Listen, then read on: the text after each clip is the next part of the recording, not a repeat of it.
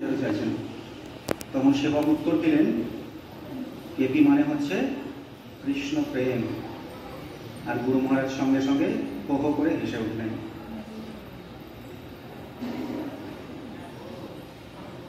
আরেকটা প্রসাদের লীলা,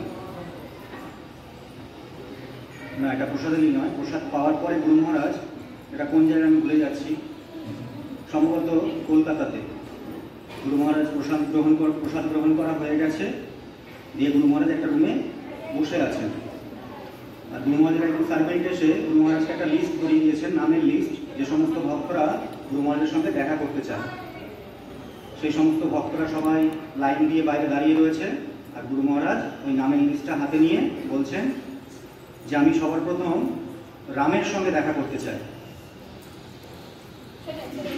গুরু মহারাজের সার্ভেন্ট ছিলেন, তিনি লিস্ট দেখে বলছেন, গুরু মহারাজ এই লিস্টে তো রাম বলে কেউ নেই, আপনি কোন রামের সঙ্গে দেখা করতে চাইছেন? তখন গুরু মহারাজ বললেন, আমি 20 রামের সঙ্গে দেখা করতে চাই। মানে গুরু মহারাজ বিশ্রাম করতে চাইছেন। যাই হোক, আরো অনেক ভক্ত রয়েছেন। তো গুরু মহারাজের লীলা অগাধ। এমন একজন গুরু মহারাজের চরণে আশ্রয় দিয়ে আমি নিজেকে ধন্য মনে করছি। আপনারা কৃপা করুন আমার যেন সারা জীবন গুরুদেবের চরণে অগাধ হয়। জয় পতিত পাবন শ্রী শ্রীমৎ জয় পতাকা স্বামী গুরু মহারাজ কি, সমবেত গৌর ভক্তবৃন্দ কি, জয় জয় নিতাই গৌর প্রেমানন্দে।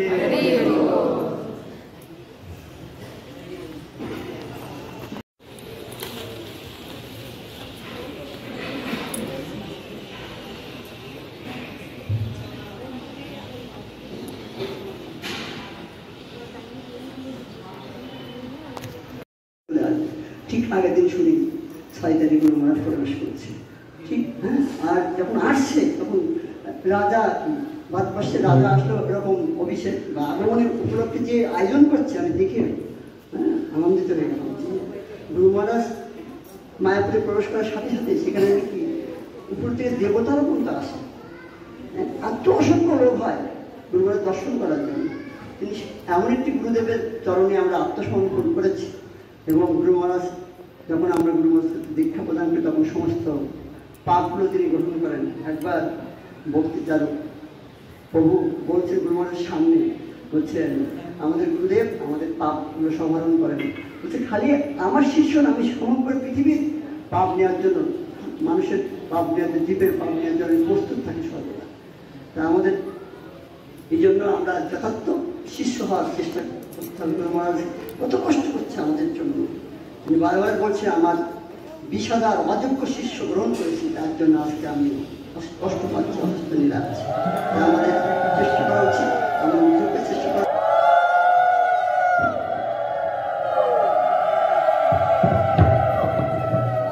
हरे कृष्ण।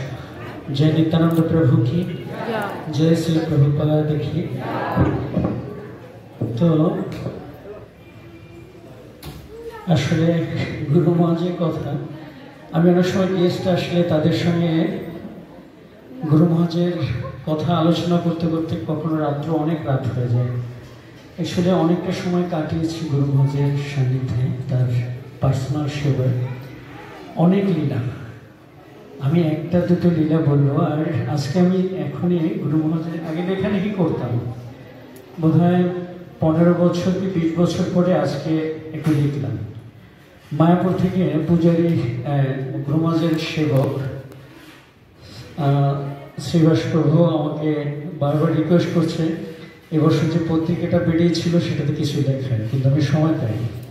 তো আজকে হঠাৎ কি মনে হলো যে আজকে বিশেষ তিথিতে গুরু মহারাজের জন্য কিছু একটু লিখি। তো আমি ওটা পরে শোনাবো। এখনো নামকরণ কোনোভাবে দিয়ে রেখেছি, পরে চিন্তা করব। যাই হোক, আমার জীবন প্রথম যখন আমি ক্লাস 3-তে পড়ি, আমার বাবা মা তখন মানে গুরু মহারাজের সাথে কীভাবে তার কৃপা দিয়ে শুরু হলো তা আমার এই জীবনটা একটু বলছি, কখনো বলিনি। আমি যখন ক্লাস 3-তে পড়ি তখন গুরু মহারাজ সাফারি প্রোগ্রামে বরগুনা ডিস্ট্রিক্টে আসেন, এটা বাংলাদেশে। কিন্তু তখন আমি শুনি, তখন আমার পিতামাতা অলরেডি দীক্ষিত ভক্ত। তো আমাকে সেখানে নিয়ে যাওয়া হয়, তখন তো ছোট। তো আমার দুটো নাম, একটা শান্তনু আর একটা হচ্ছে কর্মী নাম একটা আছে, একটা শান্তনু আর একটা সিদ্ধগোপাল। এই শান্তনুটা কীভাবে আসে, আমি যখন বাবা মা হাত ধরে গুরুমাজের সামনে নিয়ে যায়, তখন আমাকে জিজ্ঞাসা করে তোমার কি নাম? তো বাবা বলছে বলো বলো নাম বলো। তখন আমি বলছি আমার নাম দীপক মিত্র। তখন গুরুমাজ প্রথমে বলেছিলেন তুমি তো রাজা, তোমার নাম হচ্ছে শান্তনু। এই প্রথম সাক্ষাতে, আমি ছোট তখন, বলছে তুমি তো রাজা, তোমার নাম হচ্ছে শান্তনু। তো সেদিনকে থেকে আমার নাম শান্তনু হয়। দীপক মিত্র অনলি কাগজপত্র ইউজ করছি, ওটার এফিডেভিট করা হয়নি। তো তারপর বলছে তুমি তুমি আমার কাছ থেকে দীক্ষা নেবে।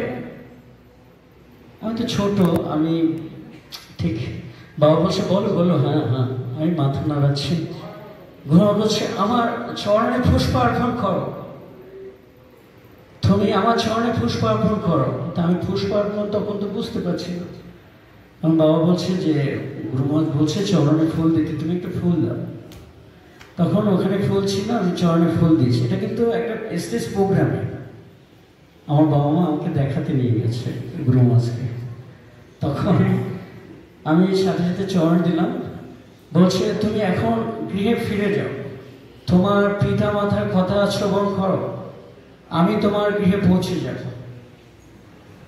তো তার কৃপাতে তিনি 3rd 4th সাফারি প্রোগ্রামে আবার বাংলাদেশ গিয়েছিলেন। তখন তিনি আমাদের গৃহে গিয়েছিলেন। এটা হচ্ছে গুরুমহাজের সাথে প্রথম যাত্রা। তো এখন গুরুমহাজের সান্নিধ্যে যখন গুরুমহাজের পার্সোনাল মেসেজ করতাম, আমি বোম্বে থেকে মেসেজ শিখেছিলাম। ওসব লীলা কথা এখন বললে কয়েক ঘন্টার বিষয়। আমি একটা মালয়েশিয়াতে একটা লীলা গুরুমহাজের সাথে অনেক দেশ যাওয়ার সুযোগ হয়েছে। তো উনি প্রোগ্রাম করছেন, হঠাৎ আমি আর পবন প্রভু মায়াপুরে যে কীর্তনীয় বাদক, আমরা দুজনে গিয়ে স্টেজে হাজির হয়েছি। আমি তখন সিঙ্গাপুরে ছিলাম। গুরুমহাজ ওখানে গিয়েছে বলে আমরা চলে গেছি। গুরুমহাজ জানতো না আমি ওখানে যাব। গুরুমহাজ হঠাৎ স্টেজে দেখে এরকম করে তাকাচ্ছে। মানে আমি তো গুরুমহাজের সাথে অনেক প্রোগ্রাম করতাম, তার জন্য গুরুমহাজ হঠাৎ ওখানে দেখছেন, মানে গুরুমহাজ একটু আনন্দ পেয়েছেন, কারণ গুরুমহাজ আমাকে বেশ কয়েকটি কান্ট্রিতে নিয়ে গেছেন প্রোগ্রামের জন্য।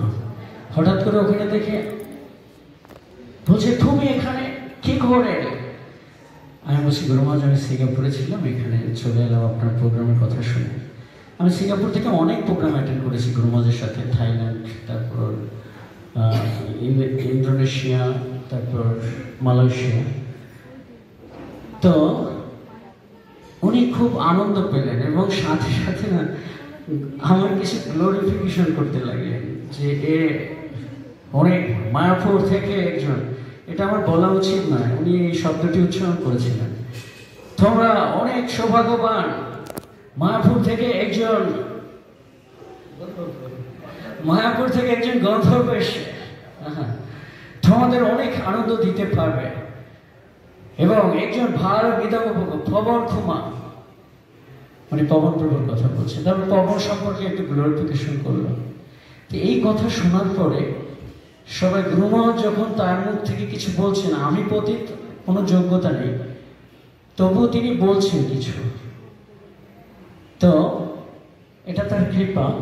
পরে কি হলো, এই কথা ওখানে মালয়েশিয়ার যত ভক্তরা ছিলেন তারা এই কথা শুনে, যখন প্রোগ্রাম শেষ হলো রাত 12:30 নাগাদ, তখন সবাই আমাকে নিয়ে টানাটানি, আমাকে এ বাড়িতে নিয়ে যাবে, ও বাড়িতে নিয়ে, গুরুমহাজ বলেছেন উনি। হ্যাঁ, তখন সবাই এদিক ওদিক থেকে সবাই বলছে আপনি আমার গৃহে, ওরা ইংলিশে বলছে আমার গৃহে যাবেন, ও বলছে না না প্রভু আমার গৃহে যাবে। এখন দেখি আমাকে নিয়ে হঠাৎ করে, আমি বুঝতে পারছি না। তো এইভাবে অনেক ভালোবাসা পেয়েছি গুরুমহাজের কাছে থেকে। হ্যাঁ, তখন হঠাৎ করে আমি সিদ্ধান্ত নিলাম না আজকে গুরুমহাজের সাথে থাকবো। তা গুরুমহাজ অনেক ক্লান্ত ছিলেন, গিয়ে না গায়ত্রী করতে করতে সোফায় ঘুমিয়ে গেছে। বাইসেসে 2:30 বেজে গেছে। তখনও গুরুমহাজকে কেউ, আমরা যতজন সেবক ছিল কেউ উঠাতে পারছি না, কোনোভাবে নয়। অনেক কষ্ট পাচ্ছি, বিছানা রয়েছে, সেখানে ঘুমাচ্ছেন গুরু মহারাজ, ওইভাবে গায়ত্রী হাতি ঘুমিয়ে গেছেন। কিছুতে ওঠাতে পারছি না, 2:30-3টা বেজে গেল। তখন এবার গুরু মহারাজের লীলা শুরু হলো। আমাদের মেইন যে সেবক, তিনি কোনোভাবে কষ্ট করে, আমরা ভাবলাম বিছানায় তুলে দেব, তো আমি বুকের এই জায়গাটা জড়িয়ে ধরেছি, বিভিন্ন দিক থেকে বিভিন্ন জন ধরেছে। একটু উঠলেন, ওটা আমি অনেক সময় ড্রামা করে দেখাই গুরু মহারাজ কি লীলা করেছিলেন। একদম এভাবে, যেমন নেশায় মাতাল হয়ে মানুষ হয় না, ঘুমের করে ওঠেনি, কিন্তু ওই অবস্থাতেই তিনি আস্তে আস্তে চেপে চেপে দেয়ালের কাছে নিয়ে গেলেন। দেয়ালে আমাকে এত জোরে চেপে ধরলেন, হ্যাঁ, আমি তো চিৎকার করছি গুরু মহারাজ গুরু মহারাজ। গুরু মহারাজ হয়তো শুনতে পেয়েছে। তারপরে ঘুমো ঘুরে করতে করতে নিয়ে বিছানায় ফেলে তার উপরে গুরু মহারাজ ধপাস করে পড়লেন। আর তো তখন লাগলেও অনেক কৃপা সেটা ছিল। গুরু মহারাজ যে পড়লো আমার উপরে, তখনই হঠাৎ, এরকম ঘটনা অনেক হয়েছে গুরু পূজার সময়। অনেক সময় আমরা সিঁড়িতে ওঠার সময় লাঠি সামনে যারা রয়েছে, লাঠিতে ছেড়ে দিয়ে হঠাৎ গুরু মহারাজ সিঁড়ির উপরে, তখন পিছনে সামলানো খুব কঠিন ছিল। আমার তো তখন স্বাস্থ্য টাস্থ্য অনেক ভালো ছিল, আর আমি অ্যাকচুয়ালি ক্যারেটে ব্ল্যাক বেল্ট ছিলাম, যার কারণে গুরু মহারাজকে পাহারা দেওয়ার একটা বিষয় ছিল সবসময়।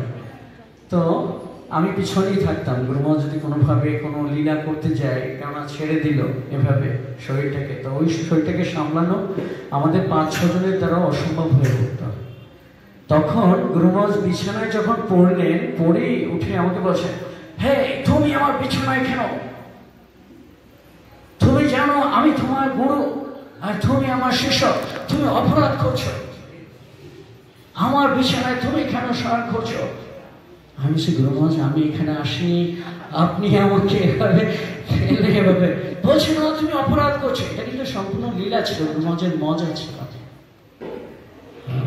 আমি বলছি, তোমার বিছানা কোথায়? সেখানে গিয়ে শয়ন করো, তুমি আমার বিছানায় কেন এখানে এসো?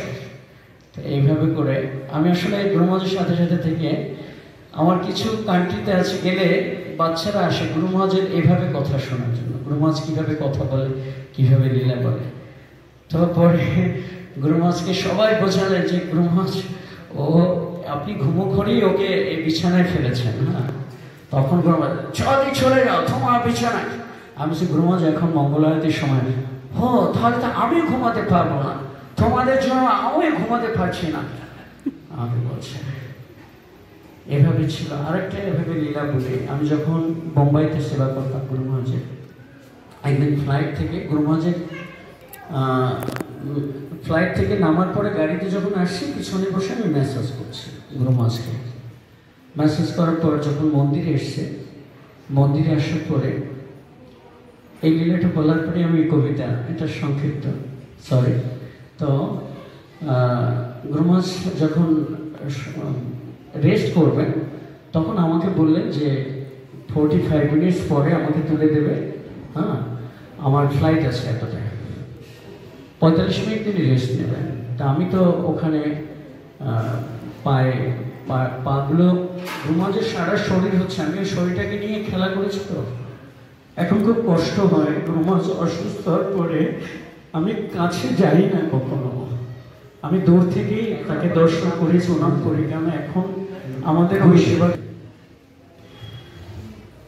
পুষ্প হয়ে এসেছি প্রভু, রাঙামত গড়েছি চরণ। আমি ওখানে একটা বাগান করেছি পরে ছাদেতে, প্রতিদিন ওখান থেকে গুরু মহারাজকে ভ্যারাইটিস ফুল দেয়, ওটা মনোবৃত্তি নিয়ে লেখা। পুষ্প হয়ে এসেছি প্রভু, রাঙামো তোমার শ্রীচরণ, শ্রী গুরুদেব জয় পতাকা, করো তুমি এ দাসের গ্রহণ। পশু পাখি কত হীন জীবন, ঘুরে ঘুরে পুনঃ করিও ভ্রমণ। এ জীবনে তোমার কৃপায় মুক্ত হওয়ার দেখেছি সবাই। তুমি নিতাই চাঁদের প্রতিনিধি, বৃথাই এ জীবন কৃপা না পাই যদি। করুণা করো সেবায় দিতে পারি যেন মনপ্রাণ, এভাবে সংসারে আমি এক অভাজান। এখন পড়তে একটু অসুবিধা হচ্ছে। প্রথম লিখেছি, আমি লেখার পর পড়িও নি, প্রভুকে পড়িয়েছি। আবদ্ধ আমি মায়ার কারাগারে, উদ্ধার করো প্রভু এ অভাগারে। করুণা করে রাখো তোমার শ্রীচরণে, তুমি তো ঠাকুর তোমার কুকুর বলিয়া জানো করে। जय गुरु महाराज की जय श्री प्रभुपाद की जय गौ। তো এখানে এটা নিয়ে দাঁড় তো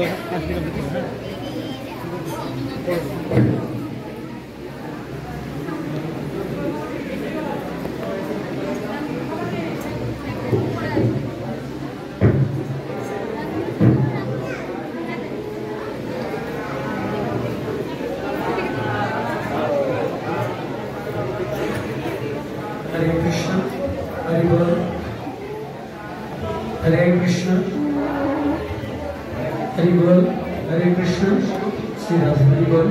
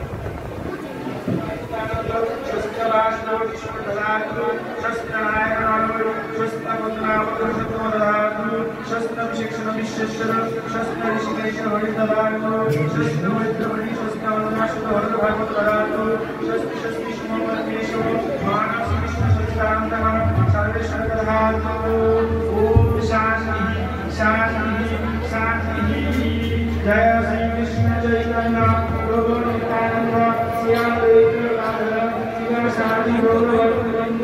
हरे कृष्णा कृष्णा कृष्णा हरे हरे हरे राम